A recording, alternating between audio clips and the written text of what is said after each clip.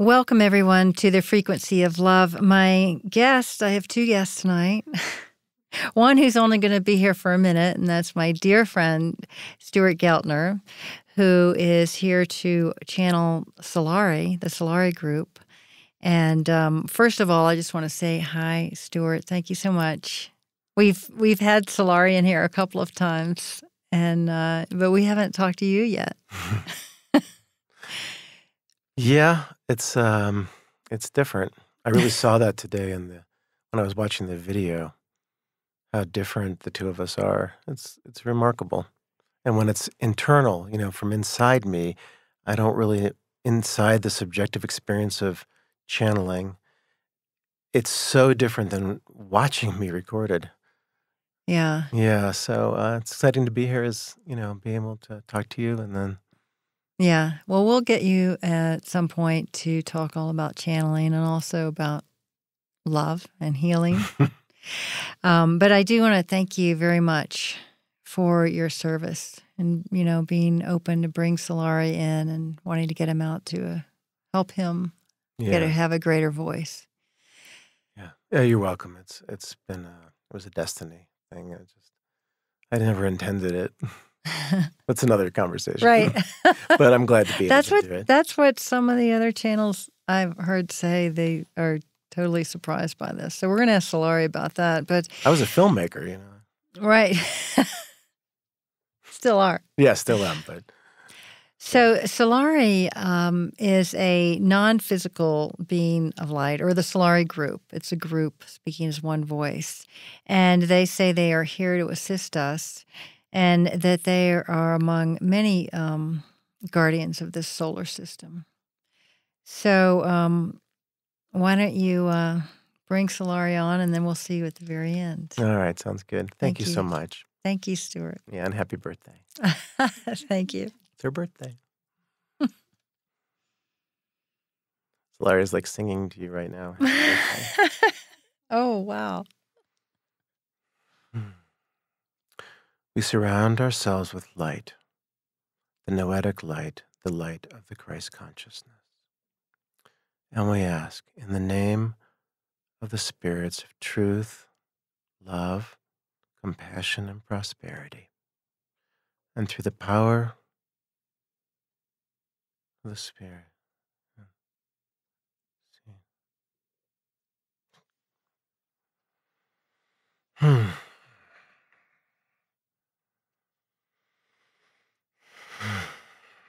Okay, then greetings to you. Greetings indeed. We are the Solari group, and it is a great joy to be with you at this time. Hi, Solari. Welcome. Welcome back again. I love having you here. It's such a pleasure and an honor and a delight. And also for us, it is a great honor to be able to speak with our friends who are in these very challenging bodies. We know how difficult it is, and there is much intention from all the realms of light to assist you in your process of awakening and healing your earth. So it is a great joy for us to be here. Plus, we like to make videos. It's fun. Be on camera and smile. Well, I'm very grateful. And I also want you to know how much I love your sense of humor, and I'm appreciative of that. Well, it is a stroke of good fortune that the channel has some of this. And, so many people take spirituality so seriously, Yeah. And it's a real bummer. And this is not the nature of the divine. The divine has joy and laughter and lightness in it. Mm-hmm. And you have to be able to laugh at yourself. I mean, this is a ridiculous situation, is it not? All the things that are constantly happening with the body and people, and it's absurd, So I like to make fun with it, Yeah, it is absurd. It is absurd, and I'm going to get to that in a minute. I wanted to ask you, because I realize, when I'm introducing you, that you are among some of the many guardians of our solar system. Yes. So, what These are the kinds of ideas to me that are just incredible. I mean, because it didn't occur to me that we have guardians of our solar system. You have So, not seen the science fiction movies, wha- with the funny animals, and they have is that guns, what's and out there? oh yes, this is no, it does not occur to you only because you're in a collective trance on the planet right now. So the world of light is unknown to you primarily. You understand? Yes, I sure do. Yes. So although it feels like new ideas, it is written in your soul what this is and what is happening here and why there would be a need for spiritual guardians of the solar system, why this solar system is so protected and treasured and valued. You understand? This is a very sacred place. We make jokes. It's absurd, yes, but it is also sacred. And the sacred and the profane must exist simultaneously. Yes. So it is a very sacred place, and this earth is sacred and has a very specific purpose, not accidental at all. What is the purpose? Of earth? To evolve consciousness enough so that you could learn to make chocolate. There is no chocolate anywhere else in the universe. And To give it to all the other beings in the yes, universe. there had to be a place, so all these billions of years of physical evolution exist to make chocolate. A case could be made, yes? But no, the purpose is not primarily around pleasure or physical experience or any of these things.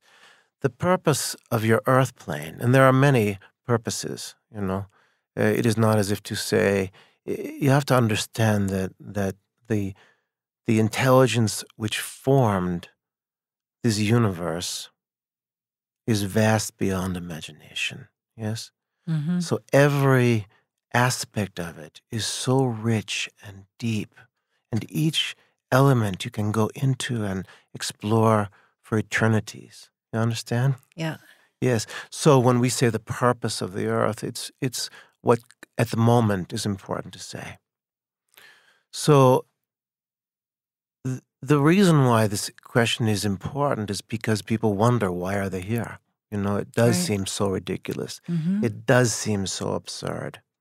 It is so difficult sometimes, and the suffering is so great. So why would a being of the intelligence, a consciousness of the intelligence that we speak of, why would such a place be created? Yes? Yeah, Why? exactly. It makes no sense, And so you have to think about it as not as a human being who was born, has a family, grows, learns, whatever happens in that being's destiny, and then dies, and that's it. You can't understand it from that viewpoint. You can't know the value and why there would be suffering. You can't understand it from that level. But if you see it as a process of spiritual evolution, of the evolution of consciousness that takes place over millions of years in an infinite number of realms, why this earth? Why such a beautiful place filled with so much danger and fear at times? And this is because, and again, there are many answers to this question, there are things that happen here on a psychological level, on a human relationship level, on a relational level, which can only happen here. It can only happen here. In this place, a certain amount of evil, that is, a lack of love, repression of others, control of others, this is how we see evil, a lack of compassion, really ignorance, yes? This presence here allows one to make choices, allows one to make decisions about how they will live, how they will be, how they will respond to a lack of light. And in this process, this very challenging alchemical process, it is possible for you to voluntarily return to love. There's free will here, absolute free will, to make whatever mess you want or whatever beautiful thing you wish to create. You're given absolute free will here to go off the deep end, to genocide, to poison whole species, to any number of crazy things that is allowed. Then slowly, through this process of living, of exploring all these options where this darkness is available to you, the spirit is refined. The consciousness is refined. And compassion and wisdom result. You become what you were intended to become, what you always wanted to be, what was wanted for you. And when you have completed this aspect of your education, of your evolution, you are free. The ones who graduate from this very challenging finishing school are free. Free to use the vast creative potential that is within each person. To use your full power to do what you wish, because now you're safe. You have matured into a wise, loving, conscious being who is aware of the interdependence of all that is. And so the unlimited creativity and love expands into infinite realms, safely, in alignment through the free will choice of the being, with love, with truth. And this earth is such a place. So is it sort of like a giant experiment to see what would happen to us? Not quite in that way. Not quite in that way. Or more to give us these incredible challenges? Yes, more like a reality TV show. Closer to that. More like the Iron Man or something like that? Well, it's not an experiment in the sense of let's combine these two things and put them together and mix it up and light a match. It's nothing like this. It's much more designed. When you say collective trance, can you elaborate on that? Yes, we can. If you feel the last piece was complete. Yes. All right. I mean, for the moment, that's right.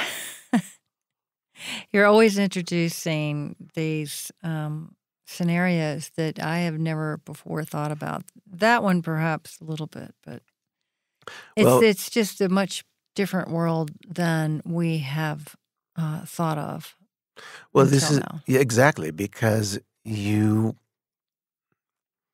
in this realm where, again, darkness is allowed. In most places there isn't much. There isn't much? No, darkness, no. It's very special in that not way. So much contrast and everything is just sweet and dreamy and...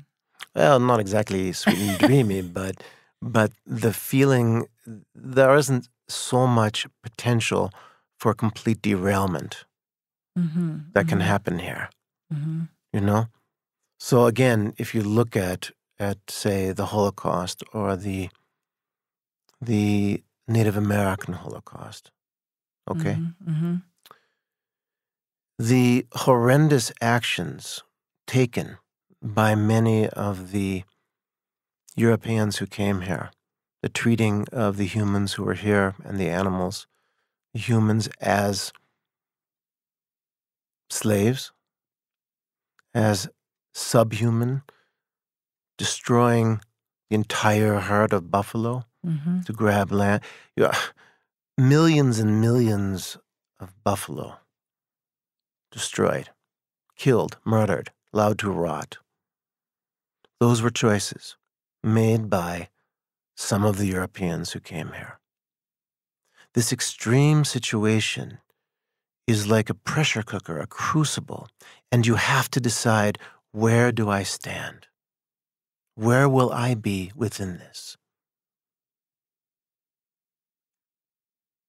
It's unusual in the universe to have such an opportunity, which is why it is such treasured. It is so treasured to come here, because through this process of human reincarnation, this series of human incarnations, the soul is refined. The consciousness of the being is refined in a way that cannot be had conceptually or in most places around. Oh, I think I'm beginning to get it now. Yes. Yes. What do you realize? Well, I just I didn't realize it was something we might actually want. Oh. Or choose. I mean, it's a very difficult place to live. And I don't think that we have understood it as something that's purposely for refinement of our souls. No, because of the collective trance. Yeah. Yes. It is known in some traditions. Yeah. If you look at the Indian tradition, it is well known among many that there is this spiritual evolution process. This is the foundation in many ways of the Vedic tradition of the Hindu, what became the Hindu tradition. That there was a purpose in being here that would result. You have to understand, when you put something under pressure, the right thing, under pressure, yes? When you pressurize a situation, you alchemically change it. Yes? You apply great force to something, compressing and changing. That force causes fundamental shifts in the evolution of that thing, and the changes and growth that thing goes through. That's what this is. It's like a pressure cooker transforming consciousness. And the beings who, and everyone will, in time, find their way back home to love. Everyone will. Well, that's good news. They may not finish here because things are changing. The program is changing now. There's a shift right now going on, as many of you have started to know. Yes. Yes, definitely. But so they will go elsewhere. Oh, there will be new opportunities for them. It will not be easy for them, but they will find their way. The program is changing, so they'll complete their lessons or elsewhere. Their journey somewhere else. They needed other experiences. And what do you feel is happening here? It is quite clear to us what is happening here. The polarization of love and fear, kindness and hate has become very clear, has it not? Yep. You can see it in your streets right now, in your country. There are militarized police. This is what is going on right now. You see it all over the world. Look at the conflict right now in the Middle East. Now, that is a long-standing conflict. We're not comparing. It's not funny. We're not laughing at it. It's just, it is so extreme. And this, again, why? Why there? Because being in that situation allows the soul to undergo experiences that then result in choices, in new ways of experiencing itself. The soul wishes to experience itself under different situations so that it can learn what it's like. It doesn't learn, the soul doesn't learn by reading a book or searching on the web. The soul learns through experience. So situations are formed on this world that are quite unique and very difficult. And right now, there is an intensification of this due to the population. You have a lot of people living in a very small place now. And also changes in where the Earth is in the cosmic streams of energy. So while that sounds somewhat esoteric, it is very real. It is very real. In time, your physicists will understand this, but right now, you are entering new realms, not only electromagnetically, but in the realms of consciousness. You have to understand that from our perspective, the psychological, spiritual realities are more real and profound than physical reality. You see? So psychological and spiritual realities, And and that's what's shifting now. What would those be? What's an example of psychological or spiritual reality? Well, a psychological reality would be the example of let us say, a young Israeli girl, yes, growing up in Israel within that conflict, with her lineage. Who were her parents? Where did they come from? Were they in the Holocaust? Were they from that region? How does that being from that perspective, that very specific life experience, how does that being respond to the conflict? What choices does she make? You see? So, for example, in your case, you came from a very specific place. Yes, you came from a family, parents, a cultural environment. You were born speaking in an English-speaking country with a certain heritage. These very specific and unique qualities are the psychospiritual qualities that we are speaking about. You evolve, your consciousness evolves within these situations from this bloodline. You have parents, grandparents, who came from, let us say they came from England, for example. We're not reading you. Let's say they came from England. Right. And let's say they were involved in the book trade at a certain point in time when the printing press was beginning to make itself really known. And there was questions about distributing information, distributing the Holy Bible, distributing new scientific information. What choices were made? What was it like for those beings? And then how does that evolve through the incarnations, through the generations, until bringing you to this point where you are now? What does it feel like? To those who are listening, what does it feel like to be in your life now? What are the significant features of your life? Who is important to you? Why are they important to you? What do you love more than anything else? What brings you joy? What sparks your passion to create? What are you afraid of? Are there beasts, animals that you're afraid of? Are there people, certain specific people? You see? And in your very specific life circumstance, the soul is learning, is gaining experience in a very specific way. And that's why it's so precious. Because that unique circumstance will never happen again, will never, ever exist again, but was formed for you, for this moment, for this specific experience. We like to say that the day-to-day, moment-by-moment experiences of your life are where, to use a contemporary expression, the rubber meets the road.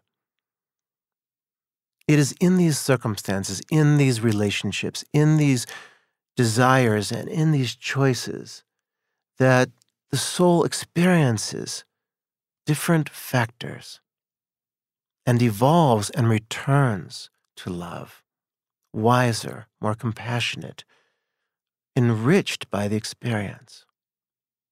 See?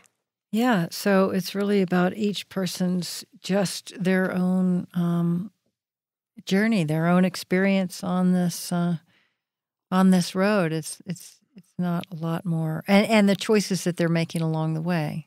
The choices that they're making along the way, Every little moment that they have a choice. which is constantly. Yeah. You know, it is said, live day to day. It is moment by moment. You are choosing what are my responses? What am I going to put my belief in? You asked about the collective trance. Mm-hmm. The way it works is that you choose to give your worldview over to someone else. You decide to believe the things that are told to you. Mm. You believe you're a human being who is born, lives a life, and dies. You believe that you are made of atoms. You believe that there are Democrats and Republicans, that there are countries, that there are words for things. And those are the things, the word and the thing.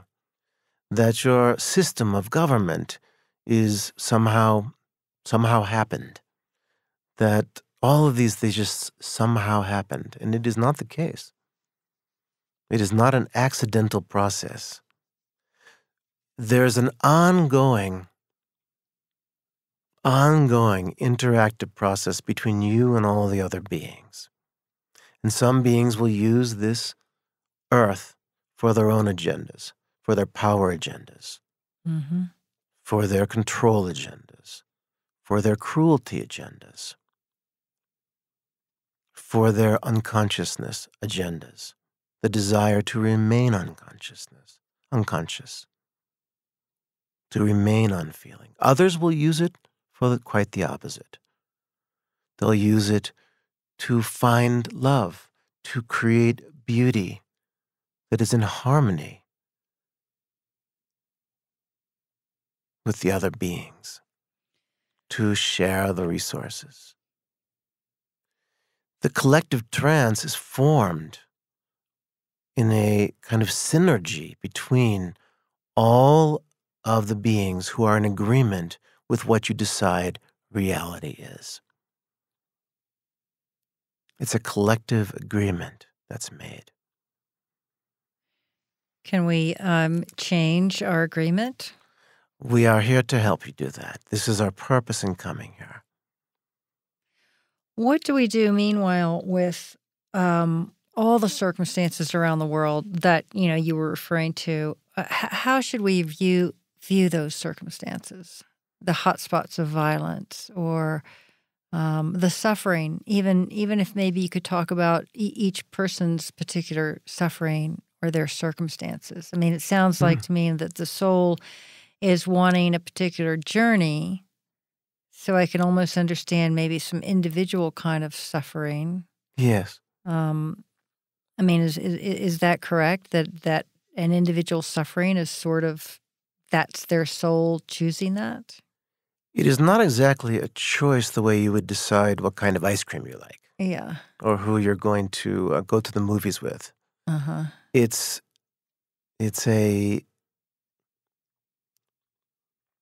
think of it like this. This is an example that may help you. When you decide to fall in love or to date, yes, Mm-hmm. do you decide to fall in love?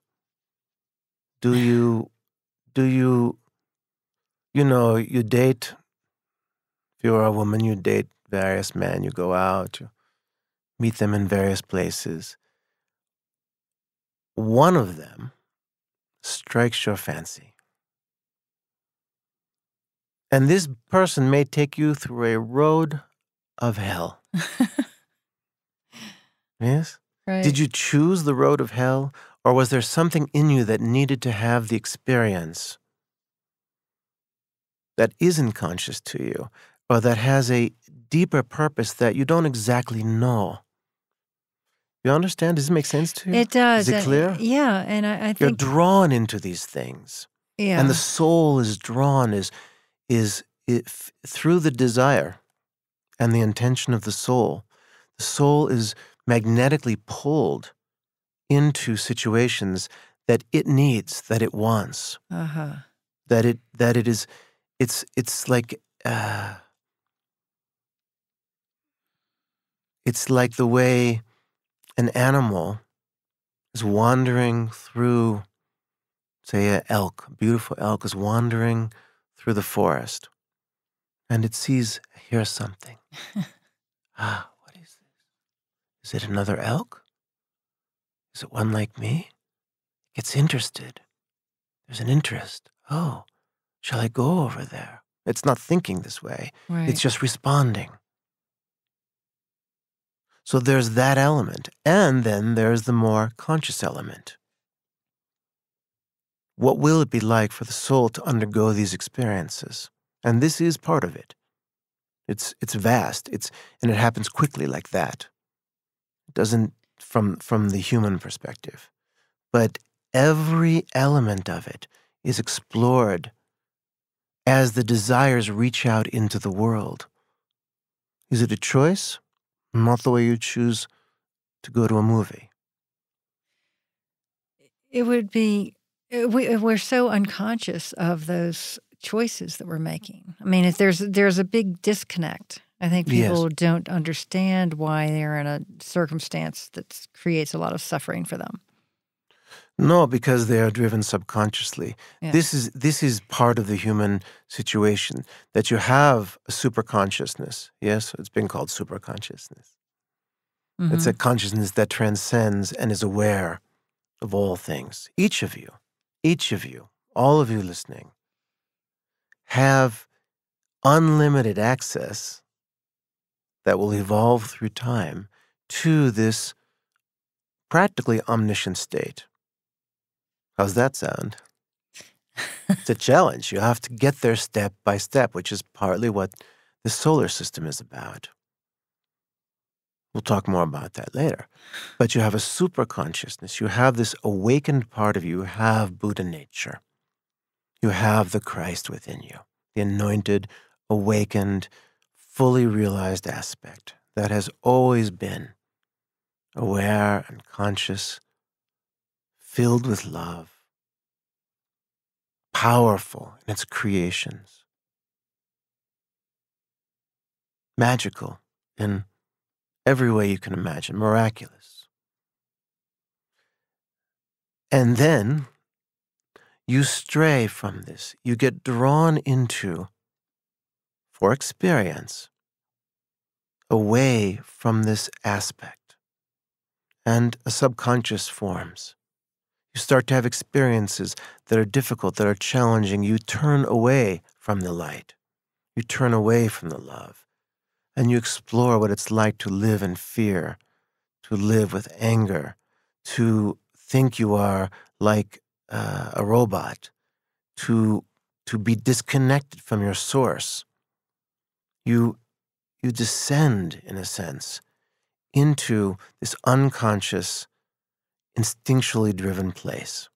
A part of you remains perfectly alert, perfectly awake, unchanged. Another part, an aspect that reincarnates, comes into Earth, forms incarnations, comes into the solar system, incarnates in different ways in different planets, which is where your astrology comes in and forms this other aspect that reincarnates, that goes through changes, that experiences things, descends very far sometimes. You can see how degraded people get. Right. Yes? Yes. And there is something in them that needs to experience that level of alienation, that level of confusion, that level of darkness. And then something causes you to remember. Some part remembers, oh, this isn't who I am. This isn't who I am. But who am I? Why am I acting this way? Why have I murdered someone? What caused me to do something so destructive? Many murders are done to people who are in love. Mm-hmm. What's happened to me? And the heart begins to wake up. and rise up. There's more. There's not just this crazy insanity that I call my life. It happened to the channel. It happened to you. Sometimes you have to go very deep to a very difficult, painful, contracted, angry space. But nonetheless, that light remains. The light remains. And at some point, there's a desire to remember, to start to lift up again out of this. And then becomes the process, the slow, painful sometimes, not always. There's much joy. But there are painful, step by step, moment by moment, day by day, year by year, incarnation after incarnation.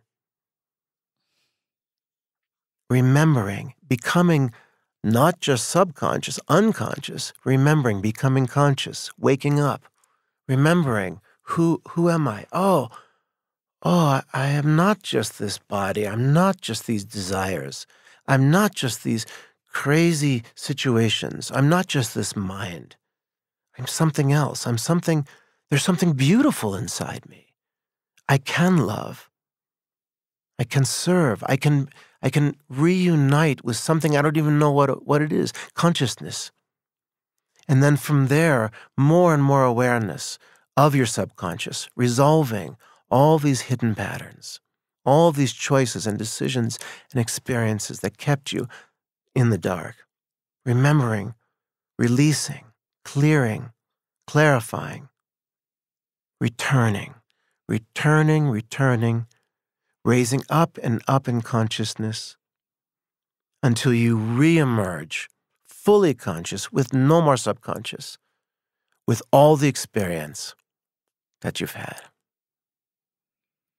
So now I can see why this process can take so long. You had mentioned in one of the interviews we did earlier that the stabilization process, once we remember who we are, that's sort of the easy part, but then the stabilization process can take a very long time. And I was sort of thinking, why would it have to take so long? It seems like the knowing would be good enough to get us started. Because the knowing begins as a small, tiny little candle in a warehouse. In a warehouse of discarded dreams, old stories, broken relationships, a warehouse bigger than a football field, 30 stories high. Oh, my goodness. Yes. Gracious. Yes. So this is why it can take lifetimes. This is why it takes lifetimes. Oh, my goodness. Because you have to clear it all out. Mm.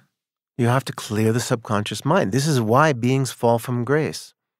People wonder, how could it be that an illuminated being, and they could be very illuminated, yes, they could express a great amount of light, love, service, have a great mask, maybe wear a turban, all kinds of great stuff.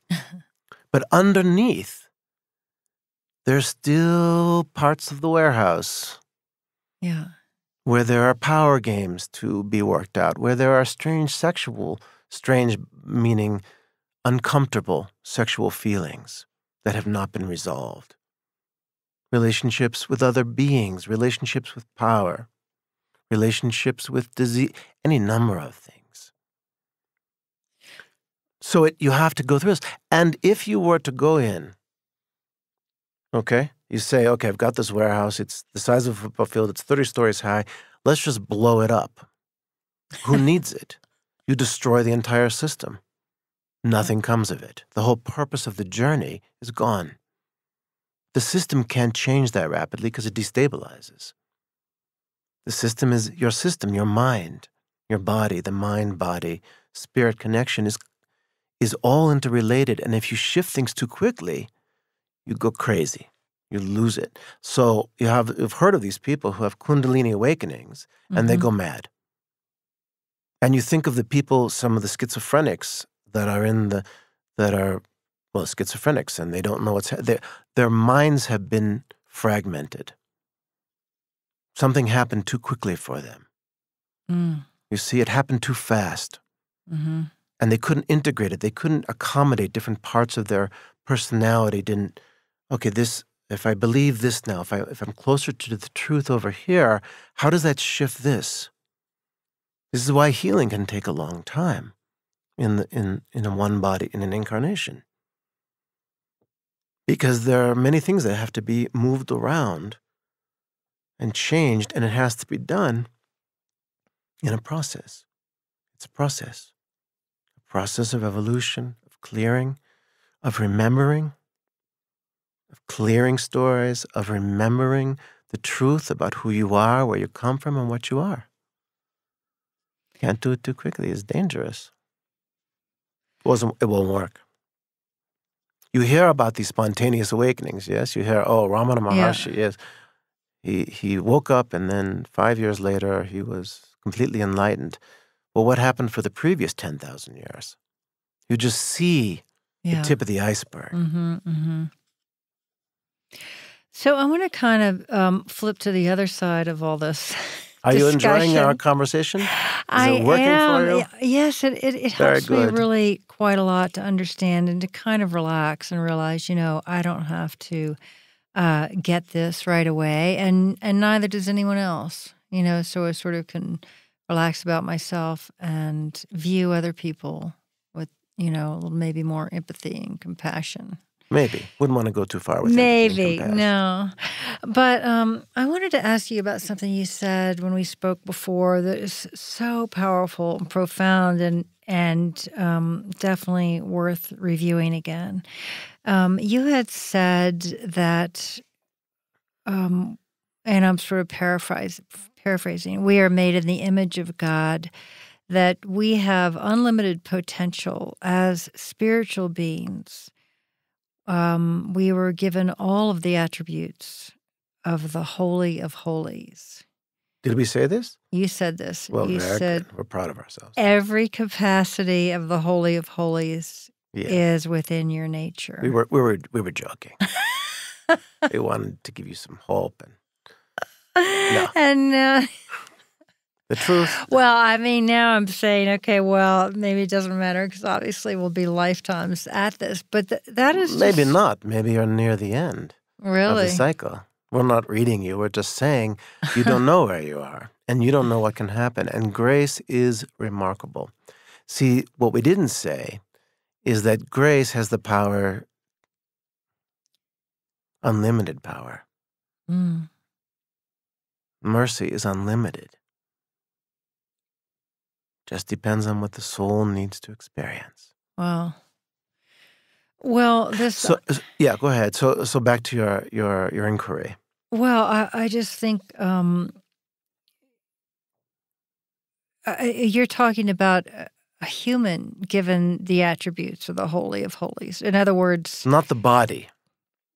Okay, so not the physical body. Okay, but the being.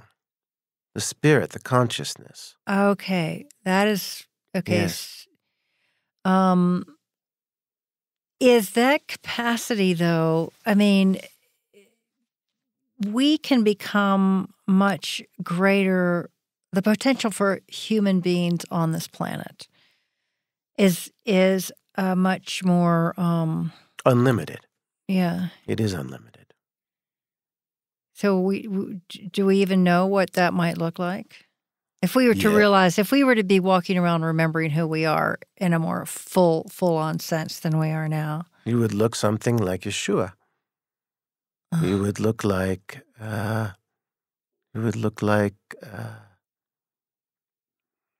humble Buddhist monk who's happy a lot and loves to give and brings peace. You would look like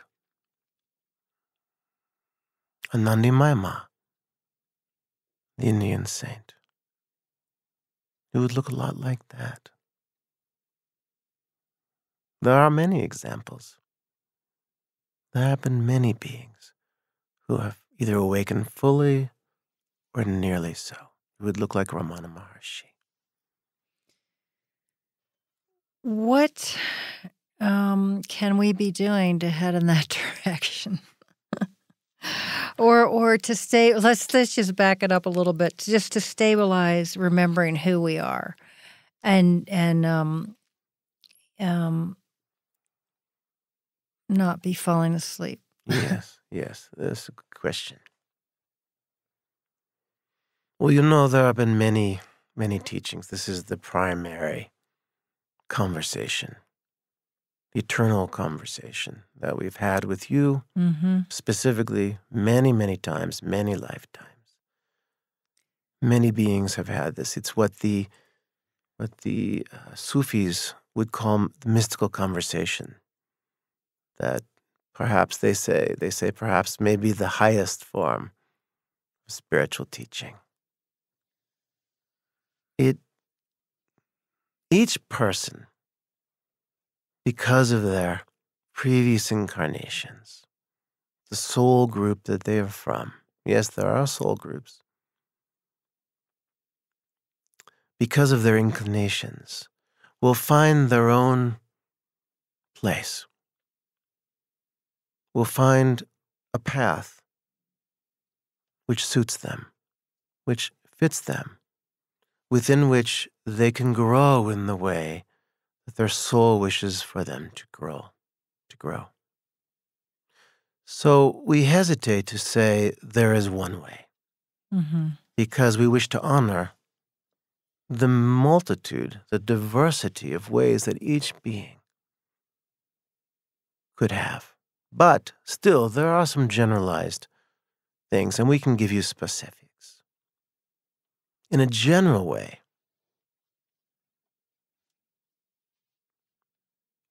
you are needing to understand and to be, at this point in history, in relationships. The relationships between you and other people, the relationship between you and the earth, the relationship you feel between you and the light, between you and the animals, between you and the animals, the plants, your relationship to the earth, how you are in these relationships, and the way that you're interacting can help you so much if you stay alert to it. Some people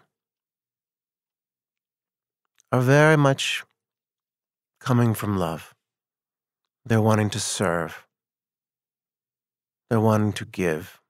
They're wanting to have good times in this path of service.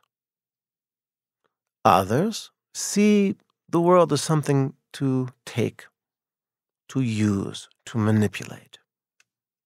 You see? How you are in your relationships, becoming aware of this, is a profound step. Because each person has these things. Yes, every human being is involved in these kinds of relationships. And the degree to which you are in harmony, the degree to which you feel love in your life, or a lack of love or a disharmony, these can be felt in the emotions, in the heart. Yes? Everybody has these experiences. And if you pay attention to your relationships, and how do you treat your planet? How do you treat your food? How do you treat the people you work with? Inside of you, there is a compass, an emotional compass. And you know, inside, you may call it a conscience, it does not matter what you call it. You feel it, you know. Some part of you knows where you're on and where you're off, where you're coming from a good place, positive place, kind, vulnerable, humble place, and where you're coming from arrogance and contempt and revenge, greed. Everyone can feel this. don't need anybody else. You can feel it. So the first step is to feel, what are my relationships really like? What if people really told me the truth about how they feel in relationship to me? What if I was willing to really look at how I treat people, at how I treat myself, my body? You can learn so much without ever having a teacher. However, you need someone who is conscious and can help you become aware of these things. Yeah. You see? I don't think we've been particularly good at how we treat the planet. Well, that goes without saying. I don't think we have as much of a conscious awareness of the planet or even the animals the way we might of one another. Even one I another mean, is pretty weak sometimes. Think well, about the wars that are going on, the control, certainly. yes. But I mean, I think for even intelligent people, intelligent, loving, wise people who are good to one another, still maybe overlooking the planet. Yes, we would agree with you that there are those who are able to live in love and sharing and generosity, who still are not aware of the planet. It's a question in many ways of respect towards what is not like you. You know, you come from physically, biologically, you come from the body's evolved, yes, from primates. And the concerns of primates are quite intense. Security needs, territory needs, you see, reproductive, creating clans and so forth. So it is easier for someone to love and take care and be kind to someone that they are close to, that they're related to. Not always, of course, but it is easier. Or someone that they enjoy being with romantically, or someone they fall in love with. You see? These closer relationships, the areas where you choose to be with someone for your own pleasure, your own delight, your own... There's someone... Oh, it sounds like No, I think it was a it was... phone or something. Oh, okay, okay. These are easier. But, as they say, can you love someone who doesn't look like you? Can you love someone who hates you, who wishes you dead? And what would it look like? What would it look like to love another species, to respect their right to be here, to have their place on this earth, as much as you do? As much as you do. Not more, but as much. It's harder to consider this sometimes because your culture has evolved away from a connection with nature. Whereas some of the other indigenous cultures were always more connected to nature. Right. So they felt a more direct relationship. Your civilization, if you could call it that, is on a technological path and exploring alienation and separation and vast numbers of people. It's exploring that. So it is much harder because it is so distant from many people. It is not within their experience. Yes? Right. They don't see it, so they don't respect it. They don't have a relationship with it. They have no connection to it. Many people in your country don't know where the food comes from. Right. They think it comes from the grocery store. Mm-hmm. Where did it come from before that? They don't know. Children don't know, and they're not being taught. And now this information is deliberately being hidden because of the politics and money that are involved. Well, how do we impact all of that? Well, as we always say, you have to start with yourself. You become aware of your relationship. You become aware of your relationship with your body. Your body is probably your greatest resource. Now, isn't this a paradox? On one hand, the spiritual teachings inevitably say you are not the body. You know? Right. And we are saying to you, your body is your greatest resource. Why do we say this to you? There's a very specific reason or series of reasons why your body is the way it is. The shape it is, the color it is, the way it works. As one of Stuart's teachers once said, it is your most intimate creation. Mm-hmm. Yes? Beautiful. Mm-hmm. And it beautiful, beautiful being who gave these words to him.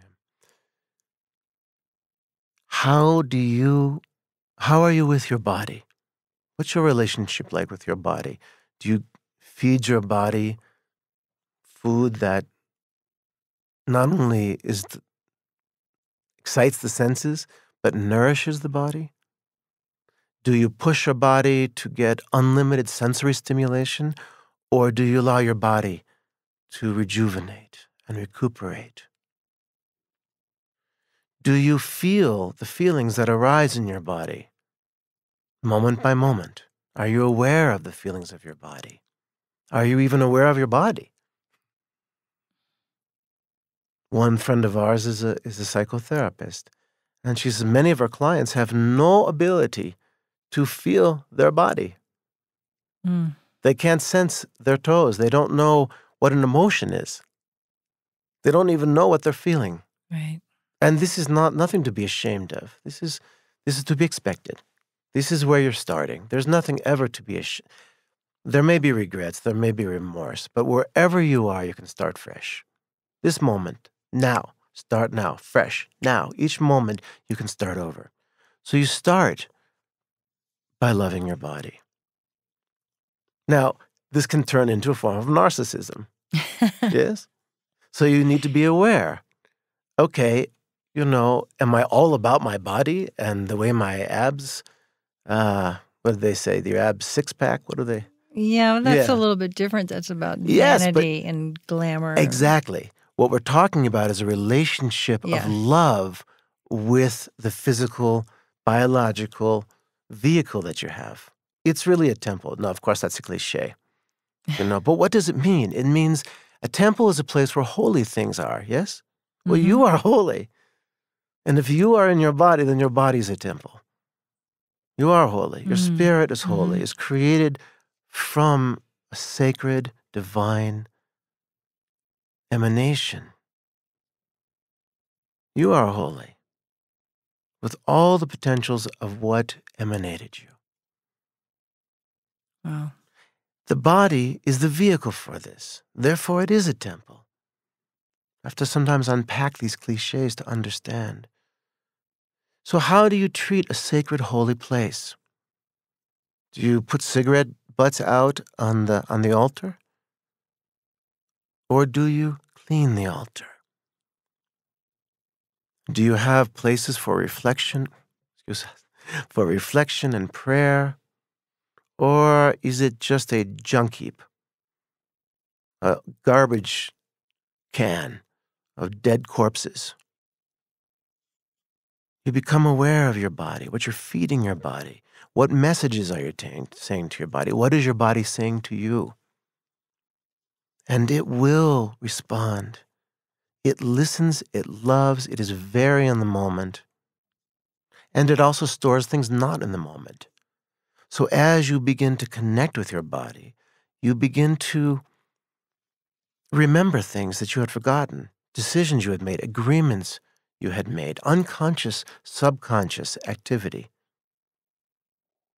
We're using those two somewhat interchangeably, unconscious and subconscious. Through your body, you can begin to bring light into your subconscious, making it more conscious. It's part of the fast path, the fast track. Now, if you work with your body with light, with meditation, with prayer, you learn how to bring light into your body. Mm-hmm. You learn how to breathe,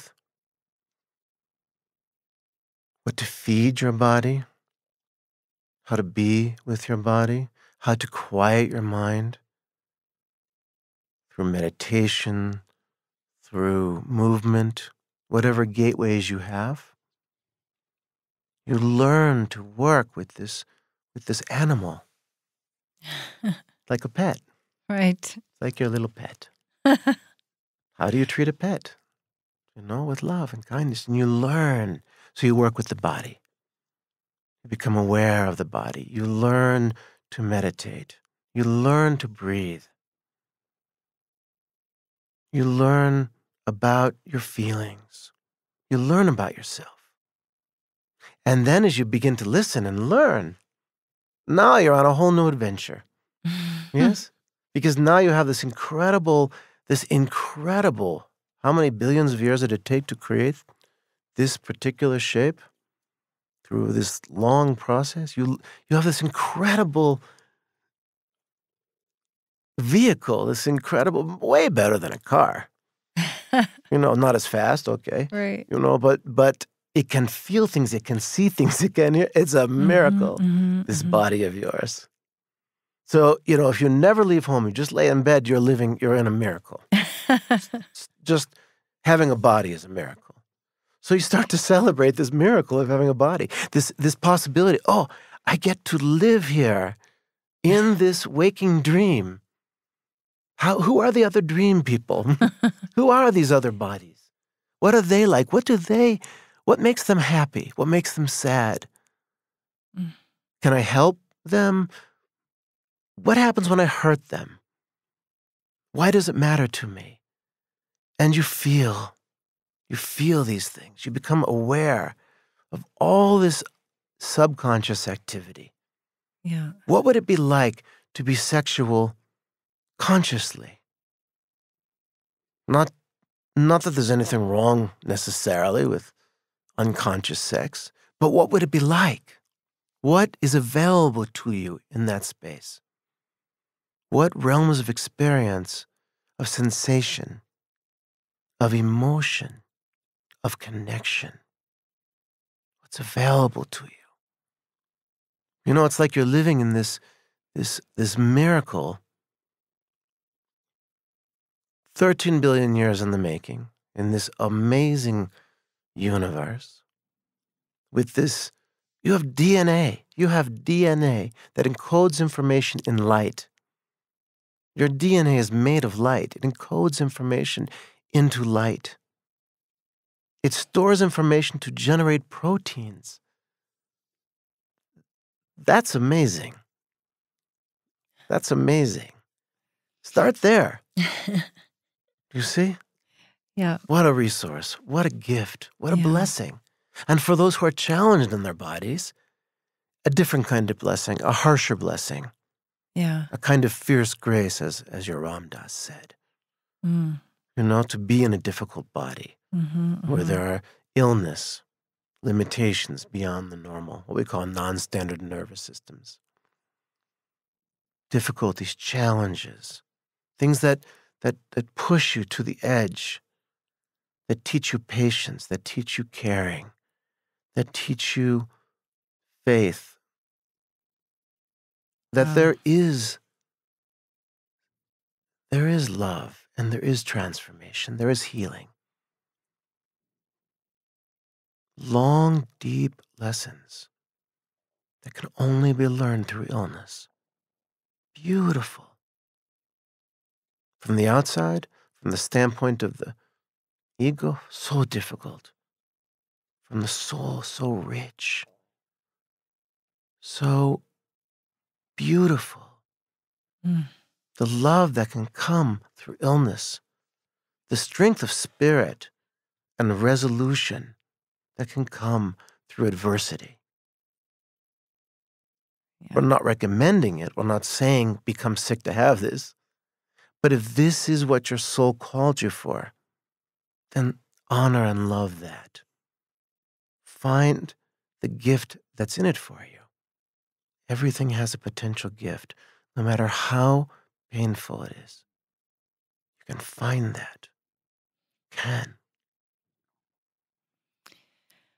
Well, Solar, I think we've taken enough, well, not so much enough of your time, but I think enough of Stuart's time tonight. But I definitely want you to come back. I know you will, and I very much appreciate it. You have to speak to our agent. He's very nice. He bought me chocolate tonight. We have a nice secretary. We refer to this one. as our Yes. secretary. Thank you so much for all this illumination this evening. I really appreciate it and really look forward to you being back again soon. Well, we certainly simply enjoy being with you. And if there's any small thing you get out of this conversation, if you walk away with one thing that helps you, then we are most gratified. If there's more, wonderful. And if you ever wish to be with us and to work with us, it is our joy. You don't only have to work through the channel. You can work directly with us, but we can talk more about that. Okay. We would very much, we love people. We love to know you, to be with you, to live through your struggles and your joys with you, to help you find your way. Okay. But you're doing it. You're the one. We're bumbling along somehow. Yes, you're bumbling along somehow because you are made of stardust and the Holy of Holies breathed life into you. You are light. You are all these things. It is quite the kaleidoscopic mystery and miracle. Right. But most of all, it's very simple. And the simpler you get, the easier it will become. Okay. Thank you. Thank you so much again. Indeed, good evening, and we send our blessings and our love to all. Thank you. Good night.